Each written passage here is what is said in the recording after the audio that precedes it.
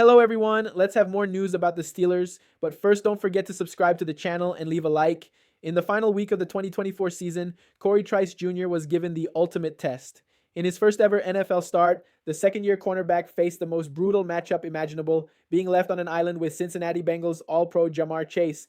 As you can imagine, things didn't go as planned. Being forced to cover arguably the league's best wide receiver all game resulted in Trice allowing 11 catches on 12 targets for 90 yards and a touchdown.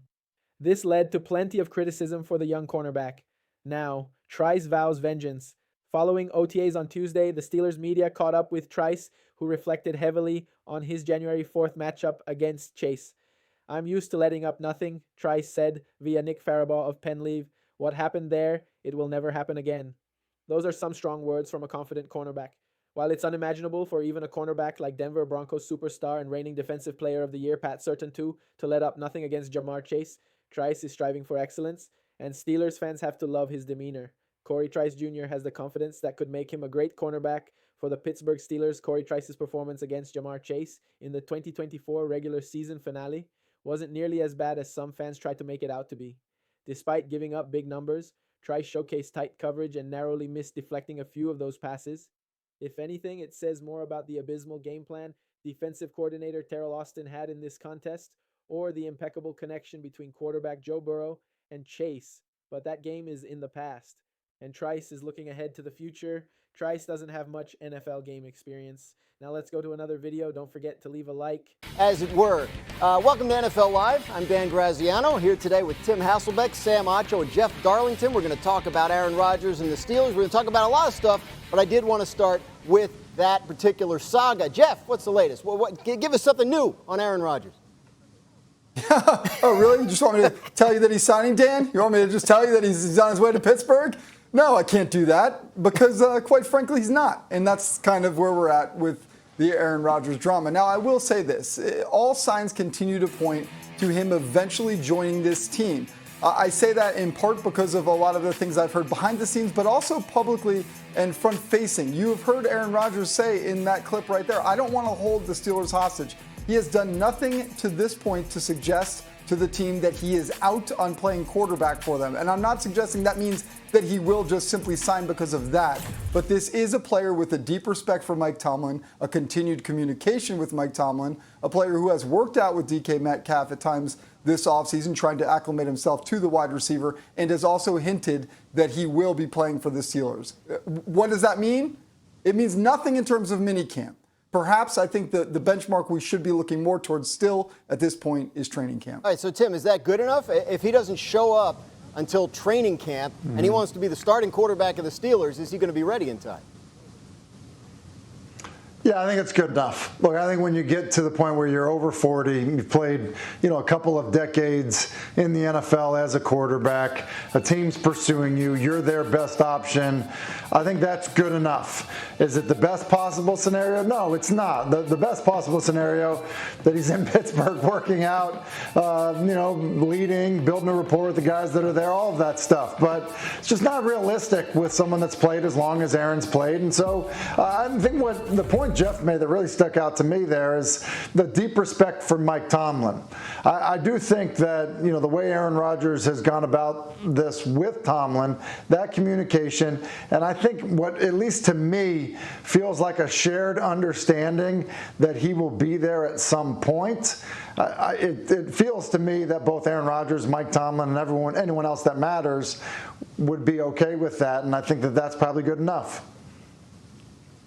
And I love the point that you made, Tim. You said anyone that matters. In this saga, this situation, the people who matter are Aaron Rodgers, Mike Tomlin, and then ultimately his teammates. Those teammates want Aaron Rodgers for week one, and they understand that for week one, you'd like to have him there by training camp. Organized team activities, Aaron Rodgers may argue, aren't necessary. Minicamp, he also may argue, isn't necessary. Tim, as you know, you go through OTAs, you put the same install during mandatory minicamp, then you go through the same install during training camp. And yes, it would be nice for Aaron Rodgers to build that rapport, to have that time with his team beforehand, but obviously that is not the case. And so as long as Aaron Rodgers is signed and on that team by the time training camp starts, or even a few days after training camp, as long as you get him by week one, you're going to be happy. Now, as soon as he starts saying, okay, maybe I'm not coming, you don't have him, that's when the bigger scenario happens, because then you need a plan B if you're the Pittsburgh Steelers. Well, so what would be plan B? I mean, Tim, we've heard talk about Kirk Cousins and still possibility that the Falcons might trade him if the right deal comes up. Would he be a better option than Rodgers at this point?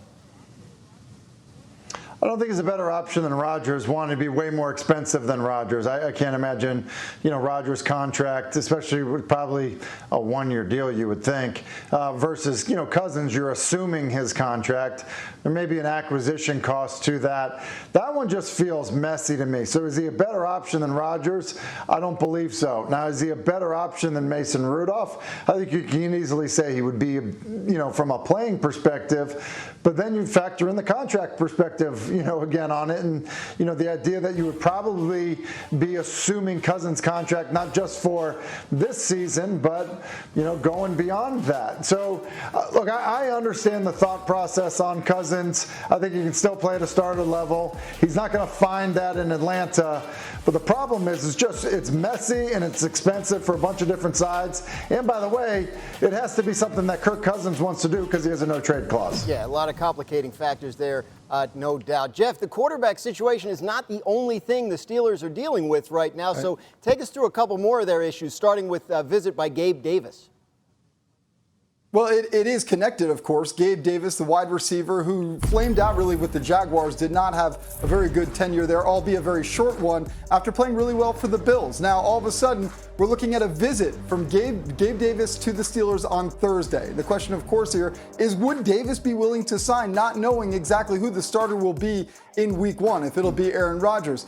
He's probably the best free agent out there, and he does fit, quite frankly, what Arthur Smith would want to do on that offense. It does make sense if this actually ends up being a marriage. TJ Watt contract, still something that we're focused on. Maybe a little bit on the back burner, but he really hasn't been at OTAs so far this offseason. Very curious to see if he shows up to minicamp. That would imply, if he does not, that he is serious about getting this new contract. We know he's serious about it, but how far is he willing to take this? He would face fines if he doesn't go to mandatory minicamp, and obviously it would also imply that perhaps a training camp holdout is also in play here. Watt has made very clear, in fact, his brother JJ Watt on our air has made very clear that there will be no hometown discount from TJ Watt. Watt wants to get paid to stay with the Steelers. Our Bears reporter Courtney Cronin has been around the team during all these offseason workouts. She joins us now. Courtney, what else can you tell us about what went on in practice today? Graz, I think picking up where we left off 2 weeks ago when I joined you here on NFL Live is a good place to start. In Steelers Nation, because of course the Pittsburgh Steelers are looking to add a new playmaker to this offense after trading away George Pickens to the Dallas Cowboys just a short few weeks ago. But make sure you guys stay tuned for today's show because we're going to be talking about the latest on the TJ Watt contract situation. We got a little bit of an update over the weekend that I want to share my thoughts on, so make sure you guys stay tuned for that. But before we get into the content today, you guys remember Trader Joey. Joey started off here at Chat Sports as an assistant producer for Steelers Talk. Now he's the host of Ravens Rundown. He's completely jumped ship, and he doesn't think that we can beat his last video in terms of the total amount of likes. They just broke their all-time channel record with likes with 1,898 likes. And congratulations, Joey. That's great. That's a record for you guys. I'm going to show you guys right now that we can do that on a regular video here on Steelers Talk. So if you haven't already, if you want to beat the Rappards, if you want to embarrass these fools, make sure you guys click that thumbs up icon right now if you want to represent Steelers Nation. All right, so let's get into the news of the day. Adam Schefter reported earlier today that free agent wide receiver Gabe Davis will be visiting the Pittsburgh Steelers on Thursday, which, by the way, is the last day of Steelers OTAs this year in preparation for their mandatory minicamp next week. Now, Gabe Davis, he's 26 years old, so he's still relatively young. He's got incredible size, 6'2", 225 pounds. He uses that frame, and he actually has some pretty decent speed, and he can set up double moves, and he's a good vertical threat with that big body. So that would be kind of the appeal for Arthur Smith. Also, he's an excellent run blocker at that size and gives excellent effort. He's an awesome teammate and locker room guy, so complete opposite of what George Pickens was. But here's the kicker. He did tear his meniscus in 2024 with the Jaguars, and he honestly didn't have a great season with the Jags last year outside of the Buffalo Bills offense. Now, the positives when it comes to Gabe Davis is that he would be a super cheap option because of the offset clause in the contract that he had with the Jacksonville Jaguars. The Steelers can pay him essentially the vet minimum, and he would be making the same amount of money, and the Jacksonville Jaguars would have to pay the rest of his contract of the figure he would have had to make if he was still on the team there in Duval. He's also a good scheme fit, like I talked about. The Steelers want to throw the ball down the field. They like these bigger type of vertical threats, and then also he's also a great scheme fit because of his ability to run block on early downs. And then, all those things are probably the positives when you're talking about Gabe Davis's profile and his potential fit with the Pittsburgh Steelers. Now, I do want you guys to keep in mind here that just because Davis is coming in for a visit doesn't mean that he is definitely going to sign with the Pittsburgh Steelers. He certainly could, but it definitely isn't a done deal, okay? Personally, for me, I don't think Davis is my favorite wide receiver target, guys. I would much rather bring in another free agent wide receiver or trade for somebody that I think would be more complementary to the Steelers wide receiver room than Davis would be if he is brought in here as the new wide receiver 2. I think that Davis probably isn't fully healthy, okay? The reason why I say that is because the 49ers and the Giants both brought in Gabe Davis this offseason, and they didn't sign him, all right? They brought him in for visits, and they didn't sign him. And to me, that tells me that their medical staff, they did their medical check on him, and they didn't like the status of his meniscus, and they decided not to sign him, even though, especially the Giants with the connection that he had with Brian Dable. Dable was the offensive coordinator for Davis back in his Buffalo days, and even he didn't feel comfortable enough signing him to a contract. So something tells me that Davis wasn't healthy when he went to San Francisco and New York on those visits, and there's certainly a chance that the Steelers medical staff flags him as well, but we'll see what his status is later in the week when he ends up visiting. Then another thing that's kind of a negative here with Gabe Davis is I think he's redundant with DK Metcalf's skill set. Both of those guys are kind of bigger wide receivers that are vertical threats, and they got a limited route tree, all right? Because they're such big bodies, they don't have great change of direction ability.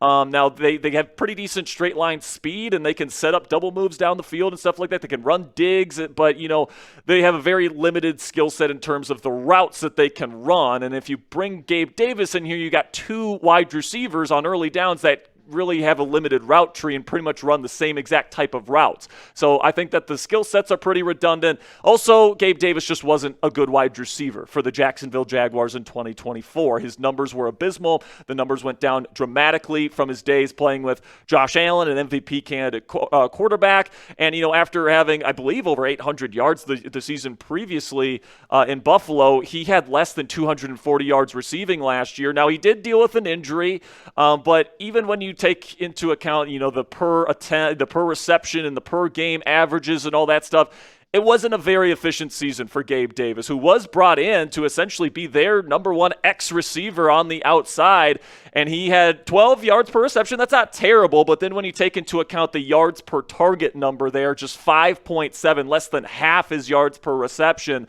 His catch percentage was less than 50%. So, some of those are on Trevor Lawrence, but some of that also is on Gabe Davis just not getting open, not coming down with the football, and his yards per game as a starting wide receiver was less than 25 yards per game. That's just not very good, guys. And, if you inject Gabe Davis into the Steelers offense, I think you definitely risk having him come in and be the next version of Allen Robinson or Van Jefferson, where they bring him in as kind of expecting him to be kind of that big-time deep threat. And I just don't trust him to be that type of player for the Steelers and be a true number 2 wide receiver. And what it comes down to is I don't really trust his hands. Not only does he have a limited route tree in terms of the routes that he's able to run, but he's also doesn't have the best ball skills in contested catch situations. In terms of true drop rate, the numbers don't look that bad, but when you watch him on film and there's any sort of contest, Davis has trouble coming down with the football. And honestly, right now, I would say Calvin Austin III is a better wide receiver than Gabe Davis is. Based on what those 2 wide receivers showed on film last year, I would rather go with Calvin Austin III as a number 2 wide receiver than Gabe Davis. You just take a look at the numbers last season. The yards per reception, Calvin blew him out of the water with over 15 yards per catch than the yards per target. Way more efficient for CA3. The yards per game, now those are a little bit closer, but Calvin still has the advantage. The catch percentage, Calvin had the much more reliable hands than Davis did, and then his grade overall, according to PFF, was over 10 points higher. So Calvin had the better season last year. Now, obviously, these two guys have different types of roles. Davis is a big body who can run block. Calvin Austin III is pretty much useless in run blocking situations because he's so goddamn tiny. So you wouldn't be asking these guys to play the same role. They'd be playing different roles, but I do think Calvin Austin III would probably be the Steelers' second best receiver still, even if they bring in Gabe Davis this offseason. Then we get into my final negative about signing Gabriel Davis here, which is I think there's better wide receiver options out there on the open market. I'm just going to be completely honest with you guys. I understand the positives when it comes to Gabe Davis because he's super cheap and he's a big body and he's a really good run blocker and technically he's a fit in Arthur Smith offense, but I compare him to two other free agent wide receivers that are still available in Keenan Allen and Amari Cooper, and I don't think Gabe was as efficient or more efficient than those guys, okay? Like you look at the numbers and Amari Cooper leads in all of these categories except for the catch percentage. Keenan Allen wins that one with a 57.9, but Gabe Davis's numbers not all that impressive when you compare them to Keenan Allen and Amari Cooper. And by the way, those are two guys that most people think just weren't very good last year. And then when you take into account Amari Cooper's numbers in Buffalo when he finally left the Cleveland Browns, I mean, it's not even close. Amari Cooper had 14.9 yards per reception, 9.3 yards per target, and 62.5% catch percentage, all of which are very efficient numbers for Amari Cooper. So if I'd have to go with a free agent wide receiver, I'm not trading for someone like a Romeo Doubs from the Green Bay Packers or something like that, I would want to go with Amari Cooper. He's a really, really good route runner at his size. And even though he doesn't have the best reputation as a run blocker in terms of the effort he brings there, I do think that he would be more complementary to DK Metcalf's skill set and give the Steelers a true one-on-one separator against man coverage and a true safety blanket for whoever's going to be quarterbacking this team next year. Now, you might be sitting at home saying, but Jack, why haven't they signed Amari Cooper yet if they were interested in him? Wouldn't he have already signed if the Steelers were interested in him? Well, I think the answer to that question revolves around, like most things in Steelers Nation nowadays, Aaron Rodgers, because I don't think an older veteran like Amari Cooper or Keenan Allen want to sign on with the Pittsburgh Steelers if Mason Rudolph or Will Howard is going to be their starting quarterback, all right? I think they probably want to make sure that there's a quarterback on the roster that they feel comfortable being their starter before they sign on the dotted line. And Aaron Rodgers might be the type of guy that they'd be willing to sign with and sign for and play with compared to a guy like Mason Rudolph who's never been an established starting quarterback in this league. So the final word on the Gabe Davis stuff, guys, for me, is that I think that if the Steelers do end up signing him this week after a visit on Thursday, it wouldn't be the worst thing in the world, but I do think that there are probably better options out there that I would personally rather sign this offseason. So sign a free agent wide receiver for me down there in the comments section. Type GD for Gabe Davis, AC for Amari Cooper, or KA for Keenan Allen. Let me know what you guys think down there in the comment section for today's pinned question. YouTube's going to throw you an ad break here in just a couple of seconds, and when that happens, take advantage of that time by letting me know which free agent wide receiver you would prefer here in Pittsburgh. And while we wonder who the wide receiver 2 here in Pittsburgh is going to be this year, there's no debate who wide receiver 1 is, and that is DK Metcalf. He'll be wearing the number 4 this year on a brand new contract playing for the black and gold. If you want to get his brand new Steelers jersey from our friends at Fanatics, you can do that right now by using our special link, chatsports.com/DK. If you guys use that link and you make a purchase, Fanatics sends us here at Steelers Talk part of the proceeds to help us pay for new equipment, new office space, help pay the rent, keep the lights on, all the different stuff we got to take care of here so that we can keep our content free. So if you guys want a DK Metcalf jersey, you can go chatsports.com/DK to make that happen. Now on to the TJ Watt portion of our video here, where Mark Kaboli, the Steelers correspondent for the Pat McAfee Show, says that the Pittsburgh Steelers have given TJ Watt a contract extension offer. And when this came out, people were like, oh my gosh, huge development. The Steelers have given TJ Watt an offer. I'm going to spoil it for you guys. The Steelers have given TJ Watt an offer, and that offer came a long time ago. This is not new information. And, TJ's had this offer on the table for probably weeks, if not months, at this point. The Pittsburgh Steelers have had their number that they feel comfortable signing TJ Watt to, and they've pretty much extended that to him and his agent. And obviously, TJ and his agent didn't feel like it was enough money, and they haven't accepted it. And that's just kind of the way these negotiations go. Teams send out an offer that they feel comfortable with. The player either accepts or doesn't, and then usually there's a long break where there's no negotiating, and then once things kind of get closer to the season, they start to hash things out a little bit more. But, my best guess when it comes to the TJ Watt situation is that it's probably going to get close, if not even into training camp, where, it's getting closer to the season. As we know, the Steelers don't do contract extensions during the season, so there's a very hard deadline to get this deal done. And I do think, because of how valuable TJ Watt is to the defense and the team as a whole, and the Steelers are in a win-now mindset, the Steelers will feel like they have no choice but to pay up for TJ Watt. And just a fair warning here, guys, it is going to be very, very pricey for that extension. It's going to be around $40 million per season is my guess, if not more than that. He might even ask to be the highest paid non-quarterback in NFL history, all right? So he signed his latest contract a few years back. He's still in the top 10 highest paid edge rushers. So he's definitely somebody that wants to reset the market. And with the production that he has had since he's come into the league, and all the Defensive Player of the Year nominations and wins that he has had, it's no wonder why TJ wants to get paid what Myles Garrett got paid this year at the Cleveland Browns, which of course was $40 million per season. So let me know down there in the comments section, will Watt's new deal be over or under $40 million per season? Type O if you think over, type U if you think under. Let me know what you guys are thinking down there in the comment section. For me, I think it's going to be just a tick over $40 million per season.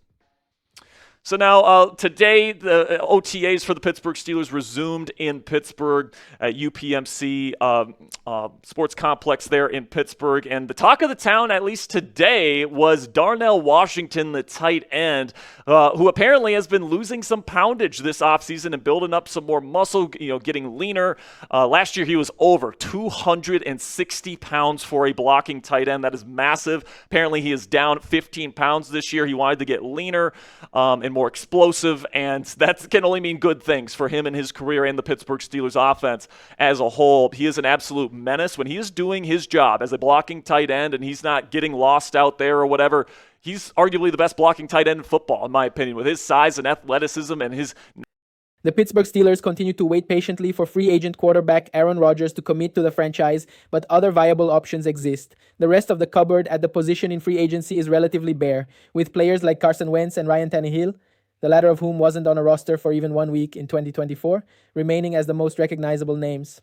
A couple of other signal callers are likely to come available as training camps begin and quarterback hierarchies develop. For instance, either Joe Flacco or Kenny Pickett of the Cleveland Browns could end up on the trade block before August is out. However, there will potentially be a splashier option on the table at some point this summer. Former number 4 overall pick Anthony Richardson of the Indianapolis Colts. Richardson, who is heading into the third season, is embroiled in a battle with Daniel Jones for the starting job in Indianapolis. Richardson has not played up to his draft position across 2 years in the NFL, finding himself benched in favor of Flacco for a brief time last season after injury cut his rookie campaign short. That said, the 23-year-old is a strong and fast rusher of the football and also comes equipped with one of the biggest arms in the league. His skill set renders him something of a Justin Fields type of player with a potentially higher ceiling, making Richardson the kind of player with whom Steelers offensive coordinator Arthur Smith should certainly be able to work. Even if Pittsburgh ends up signing Rodgers to a 1 or 2 year contract, Richardson makes sense as a trade option if the team can get him for something like a 3rd or 4th round pick. And you, fan, what do you think about Anthony Richardson's situation? Leave your opinion in the comments.